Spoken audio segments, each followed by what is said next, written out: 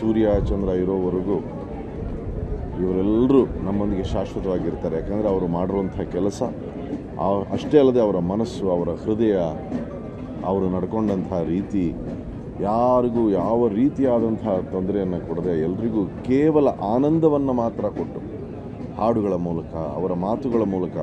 ಮತ್ತು ನಾನು ಅನೇಕ ವೀಡಿಯೋಸಲ್ಲಿ ನೋಡಿದ್ದೀನಿ, ಕೆಲವರು ಹೊಸಬ್ರನ್ನ ಅವರು ಅಷ್ಟು ಪ್ರೀತಿಯಿಂದ ಅವ್ರಿಗೆ ಏನು ಹೇಳ್ತಾರೆ ಎನ್ಕರೇಜ್ಮೆಂಟ್ ಕೊಡೋದಾಗಲಿ ಅಥವಾ ಒಂದು ಮಾರ್ಗದರ್ಶನವನ್ನು ನೀಡೋದಾಗಲಿ ಎಲ್ಲಕ್ಕೂ ಅವರು ಯಾವಾಗಲೂ ಸಿದ್ಧರಾಗಿದ್ದರು.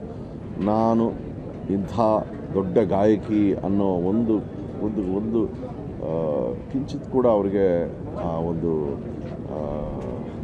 ಅವ್ರಿಗೆ ಗೊತ್ತೇ ಇರಲಿಲ್ವೇನೋ ಅವರು ಅಂಥ ಬೆಟ್ಟದ ಎತ್ತರದ ಗಾಯಕಿ ಅಂತ. ನಾನು ಇವತ್ತು ಒಬ್ಬ ಗಾಯಕನಾಗಿ, ನಾನು ಹೇಳ್ದಂಗೆ ಸಂಗೀತ ರಸಿಕನಾಗಿ ಈ ಇಡೀ ಆ ಒಂದು ಲೋಕಕ್ಕೆ ಒಂದು ತುಂಬಲಾರದ ನಷ್ಟ. ಅವರ ಆತ್ಮಕ್ಕೆ ಭಗವಂತ ಶಾಂತಿಯನ್ನು ನೀಡಲಿ. ಅವರ ಪರಿವಾರವನ್ನು ಭೇಟಿಯಾದ್ವಿ. ಅವರೆಲ್ಲರಿಗೂ ಭಗವಂತ ಶಕ್ತಿ ಕೊಡಲಿ. ಮತ್ತು ಅಷ್ಟೇ ಅಲ್ಲದೆ ವಿಶೇಷವಾಗಿ ಕನ್ನಡದಲ್ಲಿ ಹೇಳಬೇಕು ಅಂದರೆ ಸಾವಿರಾರು ಹಾಡುಗಳನ್ನು ಕೊಟ್ಟಿದ್ದಾರೆ. ಹಾಗಾಗಿ ಅವರೆಲ್ಲ ಇವತ್ತು ಇಲ್ಲಿ ನೋಡಿದ್ರೆ, ಆ ಲೈನ್ ನೋಡ್ತಾ ಇದ್ದರೆ ನನಗೆ ಎಷ್ಟು ಹೃದಯಗಳನ್ನು ಗೆದ್ದಿದ್ದಾರೆ ಅಂತ ಗೊತ್ತಾಗುತ್ತೆ.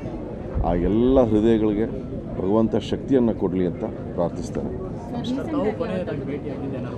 ರೀಸೆಂಟಾಗಿ ಆಗಿರಲಿಲ್ಲ, ಬಟ್ ಕೆಲವು ವರ್ಷಗಳ ಹಿಂದೆ ಆಗಿದ್ದು.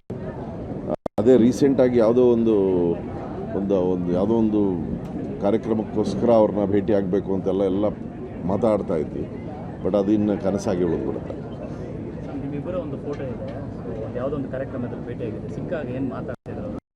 ಇಲ್ಲ, ಅವರು ಎಲ್ಲರನ್ನೂ ಪ್ರೀತಿಯಿಂದ ಮಾತಾಡಿಸೋರು.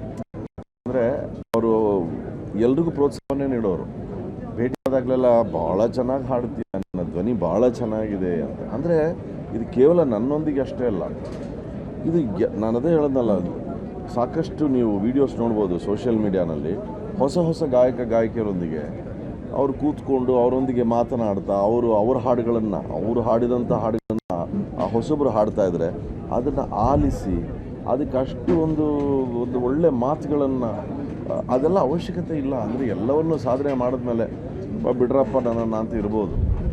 ಆದರೆ ಹಾಗಲ್ಲ, ಅವರು ಎಲ್ಲ ಹೊಸ ಗಾಯಕಿಯರಿಗೆ ಅಷ್ಟು ಪ್ರೋತ್ಸಾಹವನ್ನು ನೀಡ್ತಾಯಿದ್ರು. ಮತ್ತು ಕೆಲವು ವೀಡಿಯೋಸ್ ನಾನು ನೋಡಿದ್ದೀನಿ, ಅವರ ಸಮಕಾಲೀನರು ಕೆಲವರೆಲ್ಲ ಒಟ್ಟು ಒಗ್ಗೂಡಿ ಕೆಲವು ಹಾಡುಗಳನ್ನು ಅದರ ಬಗ್ಗೆ ಮಾತಾಡೋದನ್ನು, ಅಂದರೆ ಪ್ರತಿನಿತ್ಯ ಸಂಗೀತ ಹಾಡು ಅದರೊಂದಿಗೆ ಜೀವಿಸಿದ್ರು ಅಂತ ನಾನು ಭಾವಿಸ್ತೇನೆ. ಇನ್ನೊಂದು, ಅವರ ಹಾಡುಗಳನ್ನ ಇವತ್ತು ಕೂಡ ನೀವು ಕೇಳಿ, ಅದರಲ್ಲಿ ಅದು ಯಾವುದೇ ಭಾವ ತುಂಬಿದ್ರು ಅದರಲ್ಲೊಂದು ಮಾಧುರ್ಯತೆ ಏನಿರುತ್ತೆ, ಆ ಮಾಧುರ್ಯತೆ ಅದು ಕೇವಲ ಅವರ ಕಂಠದ್ದಲ್ಲ, ಅವರ ಹೃದಯದ ಮಾಧುರ್ಯತೆ. ಅದು ಅವರ ಹೃದಯ, ಅವರ ಮನಸ್ಸಿನ ಮಾಧುರ್ಯತೆಯನ್ನು ನಾವು ಕೇಳಿದ್ದೇವೆ. ಆ ವ್ಯಕ್ತಿ ಇಲ್ಲದೆ ಹೋದರೂ ಕೂಡ ಆ ಕಂಠ, ಆ ಮಾಧುರ್ಯತೆ, ಆ ಹೃದಯ ನಮ್ಮೊಂದಿಗೆ ಶಾಶ್ವತವಾಗಿ ಇರುತ್ತೆ ಅಂತ ನಾನು ಭಾವಿಸ್ತೇನೆ.